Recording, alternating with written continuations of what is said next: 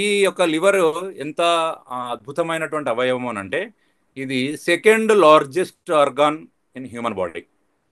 So మన బాడీలో పెద్ద ఆర్గాన్గా మనం చర్మాన్ని చెప్పినట్లయితే చర్మం యొక్క ప్లేస్ ఫస్ట్ ప్లేస్లో ఉంటుంది. So second largest organ liver. గ్రంథులలో లివర్ అనేది అతి పెద్ద గ్రంథి. సో మామూలుగా ఆ లివర్ను కాలేయము అని చెప్పి అంటూ ఉంటాము. మా తెలంగాణ భాషలో అయితే సో దీన్ని కార్జము అని అంటారు. సో ఇలా కార్జము, కాలేయము, ఇంగ్లీష్లో లివర్, ఇలా రకరకాల పేర్లతో మనం పిలుస్తూ ఉంటాము. సో మరి ఇది హ్యూమన్ బాడీలో ఆల్మోస్ట్ 1 కిలో 300 గ్రాముల నుండి 1 కిలో 600 గ్రాముల బరువు ఉంటుంది. ఈ మధ్యలో ఉంటుంది. ఒక్కొక్క వ్యక్తిలో ఒక్కొక్క సైజులో ఉంటూ ఉంటుంది. సో ఒక రకంగా చెప్పాలని అంటే దీన్ని ఒక వండర్ఫుల్ స్కానర్గా మనం చెప్పవచ్చు. స్కానర్ అని అంటే సో మనం అటు ఇటు డిమార్ట్కు అటు ఇటు వెళ్తున్నప్పుడు మనల్ని స్కాన్ చేసి లోపలికి పంపిస్తారు. అంటే ఏమైనా అన్వాంటెడ్ ఐటమ్స్ ఏమైనా తీసుకొని వస్తున్నారా అని చెప్పి చెక్ చేసి ఏ విధంగానైతే లోపలికి షాపింగ్ మాల్స్లో, డిమార్ట్స్లో ఇట్లాంటి వాటిలలో పంపిస్తారో మన బాడీలో కూడా ఇది ఒక డిటెక్టర్ లాగా ఉంటుందన్నమాట. సో మామూలుగా మాటలలో అక్కడ ఇక్కడ మెటల్ డిటెక్టర్తో చెక్ చేసి లోపలికి పంపిస్తారు. సో లివర్ అనేది ఏంటి అని అంటే మన బాడీలో మనం తినేటువంటి ఆహార పదార్థాలు ఏవైతే ఉన్నాయో అవి వాంటెడా అన్వాంటెడా, అవి మన శరీరానికి లాభం చేస్తాయా నష్టం చేస్తాయా, ఒకవేళ లాభం చేస్తే ఎంత లాభం చేస్తుంది, ఒకవేళ నష్టం చేస్తే ఎంత నష్టం చేస్తుంది, వీటన్నింటినీ కూడా చెక్ చేసి మరి లోపలికి పంపించేటువంటి, ఒకవేళ మనం పనికి రానటువంటి ఆహారం ఏదైనా పంపించినట్లయితే లేదా ఇంకేదైనా సబ్స్టాన్సెస్ ఏవైనా టాక్సిన్స్ అట్లా టాక్సిక్ మెటీరియల్ ఏదైనా పంపినట్లయితే, ఫర్ ఎగ్జాంపుల్ కొంతమంది ఆల్కహాల్ తీసుకుంటూ ఉంటారు, కొంతమంది కూల్ డ్రింక్స్ తీసుకుంటూ ఉంటారు, కొంతమంది డ్రగ్స్ తీసుకుంటూ ఉంటారు. సో ఇట్లా డిఫరెంట్ టైప్స్ ఆఫ్ అంటే బాడీకి ఇచ్చేటువంటి వాటిలలో లివర్ వెంటనే వాటిని అనాలిసిస్ చేస్తుంది. సో అలా చాలా గొప్ప ఆర్గన్గా ఉంటుంది. సో దీనికి ఉన్నటువంటి ఒక గొప్ప లక్షణం ఏంటి అని అంటే ఇది దానిలో కొంత భాగం హెల్దీగా ఉన్నా, ఒక 20 to 30% హెల్దీగా ఉన్నా కూడా మిగతా భాగాన్ని అంతటినీ కూడా రిపేర్ చేసుకునేటువంటి శక్తి. సో ఇక్కడ మనకి సాధారణంగా ఇది 8 తమ్మిలుగా ఉంటుంది. ఈ 8 తమ్మెలు ఏవైతే ఉన్నాయంటే ఇంతకుముందు కుడి ఎడమ అనుకున్నాం కదా, ఈ కుడి ఎడమలో మనకు కుడి తమ్మె అనేటువంటిది 2 భాగాలుగా సెక్షన్స్గా, తర్వాత ఎడమ తమ్మె అనేది 6 సెక్షన్స్గా, అంటే మొత్తం టోటల్ 8 సెక్షన్స్గా ఇది విభజించబడి ఉంటుంది అనమాట. ఒక ముఖ్యమైన పాయింట్ ఏంటి అని అంటే ఇది శరీరంలో ఉండేటువంటి రక్తం అంతా కూడా లివర్కు వచ్చి వెళ్తూ ఉంటుంది.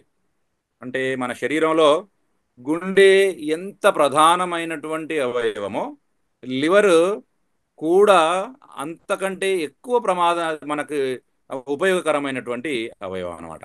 లివర్ ఏమైనా డ్యామేజ్ కనుక అయినట్లయితే చాలామంది గుండెను బాగా పట్టించుకుంటారు, లివర్ను పట్టించుకోరు. ఏమున్నతి అని అనుకుంటుంటారు. గుండెనే చాలా గొప్ప అవయవంగా, ఎందుకనంటే గుండెకు సంబంధించినటువంటి రుగ్మతలతో చాలామంది ప్రాణాలు కోల్పోతున్నారు కాబట్టి ఎక్కువగా గుండె గురించి భయపడుతూ ఉంటారు, గుండె గురించి జాగ్రత్తలు తీసుకుంటూ ఉంటారు. లివర్ను పెద్దగా పట్టించుకోరు. లివర్ డ్యామేజ్ అవుతుంది అన్నా కూడా, ఎందుకనంటే ఇది ఎంత ప్రమాదం అని అంటే లివరు 80-90% డ్యామేజ్ అయ్యేదాకా తెలియదు అసలు అది డ్యామేజ్ అవుతుంది అనే విషయం కూడా అర్థం కాదు. సో మరి ఇట్లాంటి లివర్ యొక్క ఫంక్షన్ అసలు ఇది ఏ రకమైనటువంటి పనులు నిర్వర్తిస్తుంది, ఒకవేళ మనం లివర్ యొక్క ఆరోగ్యాన్ని కనుక పట్టించుకోకపోతే అది ఎన్ని రకాల డిజార్డర్స్కు దారితీస్తుంది. అది ముఖ్యంగా అది నిర్వర్తించేటువంటి పనులు, ఏ మెడిసిన్ తీసుకున్నా తొందరగా ఎఫెక్ట్ అయ్యేటువంటి ఆర్గాన్ ఏదైనా ఉంది అని అంటే అది లివర్. సో చాలామంది డాక్టర్స్ చెప్తూ ఉంటారు కొన్ని ప్రమాదకరమైనటువంటి డ్రగ్స్ను వాడేటువంటి క్రమంలో, సో ఇలాంటి డ్రగ్స్ వాడకూడదు, ఈ మెడిసిన్ ఎక్కువ వాడకూడదమ్మా, మంచిది కాదు, ఇలా చెప్తూ ఉంటారు, చాలామంది డాక్టర్స్ చెప్తూ ఉంటారు. సో కాబట్టి కొంతమంది బాగా మెడిసిన్స్ బాగా మింగుతూ ఉంటారు, రోజుకు 5, 10, 15, 20 ఇలా ఎక్కువగా మెడిసిన్స్ మింగేటువంటి వాళ్ళలో ఎక్కువగా లివర్ అనేటువంటిది బాగా ఎఫెక్ట్ అవుతూ ఉంటుంది అనమాట. సో కాబట్టి ఇక్కడ ఉద్దేశం ఏంటి అని అంటే మందులు ఎక్కువగా తీసుకోవడం ద్వారా ఎక్కువ కాలం బ్రతుకుతారు అనేటువంటిది ఒక మిత్ అది. సో కాన్సెప్ట్ ఏంటి అని అంటే అసలు ఎన్ని తక్కువ మందులు తీసుకుంటే, అసలు ఏ మందులు తీసుకోకపోతే మనిషి ఎక్కువ కాలం జీవిస్తాడు. అంటే ఏ మెడిసిన్ లేకుండా లైఫ్ను లీడ్ చేయడం, healthy active life style lead చేయడం అనేటువంటిది అది అది చాలా ఇంపార్టెంట్ అన్నమాట. ఏ మెడిసిన్ లేకుండా లైఫ్ను లీడ్ చేయడం అనేటువంటిది గొప్ప విషయం అన్నమాట. హెల్త్ అంటే లివర్ డ్యామేజ్ అవుతుంది అన్నదానికి అది ఏం చెప్తుంది, దాని భాష అన్నమాట. కానీ మన బాడీలో ఉన్నటువంటి ఆర్గాన్స్కి ఒక లాంగ్వేజ్ ఉంటుంది. సో దాన్ని మనం అర్థం చేసుకోవాలి. అది ఇబ్బంది పడుతుంది అనేటువంటి విషయాన్ని కొన్ని రకాల సిమ్టమ్స్ ద్వారా చెప్తుంది అనమాట. అది మనకు అర్థమైనప్పుడు అదే ఆ ఆర్గాన్ డ్యామేజ్ అవుతుంది అని అర్థమవుతుంది. ముఖ్యంగా ఇక్కడ hormonal imbalance in the body. ఎప్పుడైతే హార్మోనల్ ఇంబ్యాలెన్స్ జరిగిందో అంటే హార్మోన్స్ యొక్క సెక్రేషన్ ఒక్కొక్కసారి అది ఓవర్ ప్రొడక్షన్ జరుగుతుంది, ఒకసారి లో లెవెల్లో ఉంటుంది ఆ హార్మోన్ యొక్క ప్రొడక్షన్. సో ఒక హార్మోన్ యొక్క ప్రొడక్షన్ లో లెవెల్లో ఉన్న ప్రాబ్లమే, హయ్యర్ లెవెల్లో ఉన్న ప్రాబ్లమే. అది ఎప్పుడు కూడా బ్యాలెన్సింగ్గా ఉండాలి, ఇంబ్యాలెన్స్ కాకూడదు. తర్వాత ఇంప్రాపర్ డైజెషన్ ఆఫ్ ఫుడ్ అంటే మనం తినేటువంటి ఆహారము సరిగా జీర్ణం కాదు. ఉదయం తిన్న ఆహారము సాయంత్రం వరకు కూడా ఒక్కొక్కసారి జీర్ణం కాదు. చాలామంది అంటూ ఉంటారు నేను తీసుకున్నటువంటి ఆహారము పూర్తిగా జీర్ణం కాలేదు, ఇంకా అరగలేదు అని మాట్లాడుతూ ఉంటారనమాట.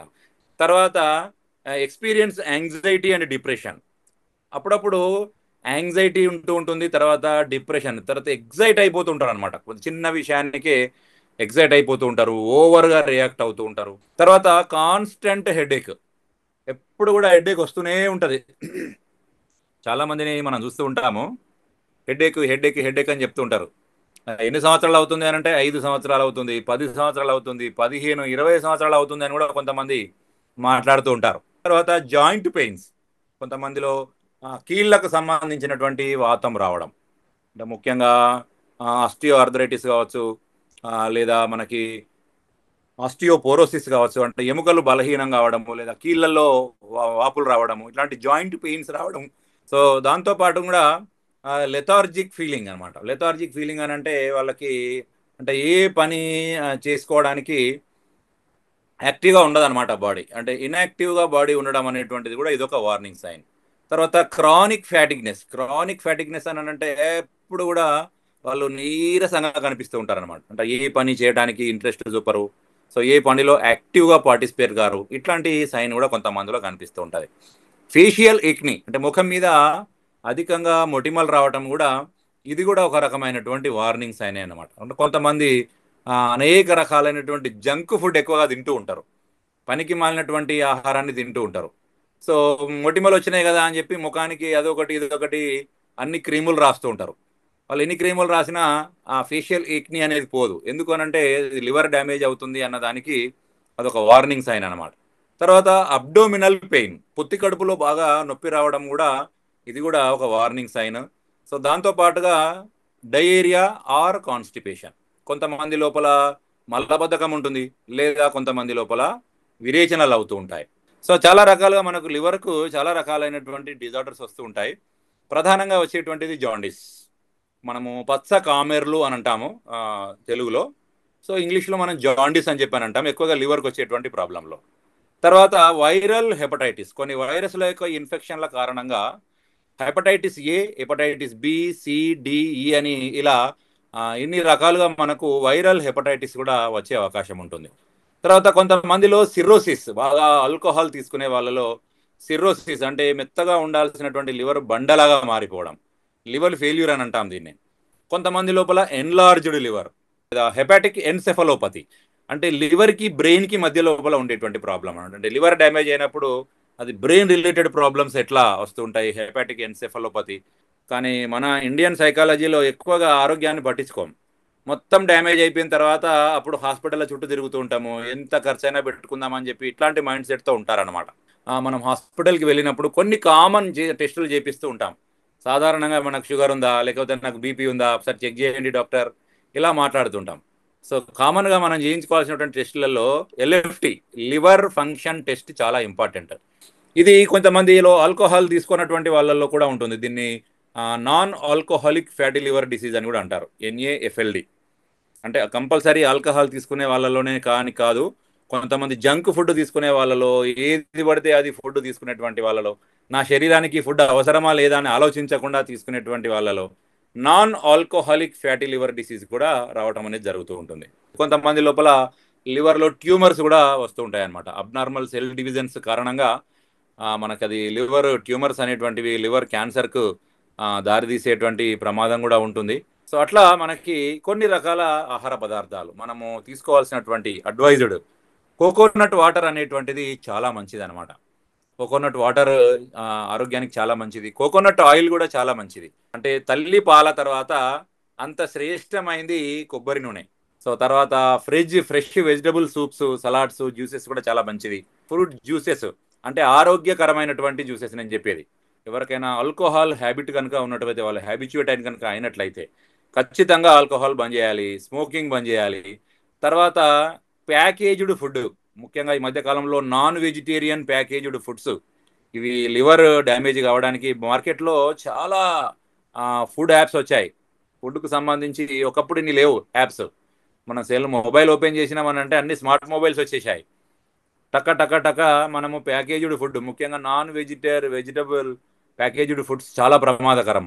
తర్వాత ఫ్రోజన్ ఫ్రూట్స్ అంటే డీప్ ఫ్రిడ్జ్లో పెట్టేటువంటి ఫ్రూట్స్, తర్వాత ఆర్టిఫిషియల్ ఫుడ్స్, జంక్ ఫుడ్, తర్వాత హై ప్రోటీన్ డైట్స్, కొన్ని సాఫ్ట్ డ్రింక్స్, ఇట్లాంటి కొన్ని పెయిన్ కిల్లర్స్, సిట్రస్ ఫ్రూట్స్ లోపల కూడా కొన్ని రకాల అధికంగా తీసుకోవడం ఏదైనా కూడా అతి సర్వత్రా వర్జయేత్ అని చెప్పి మనం చెప్తూ ఉంటాం కదా. So thank you very much.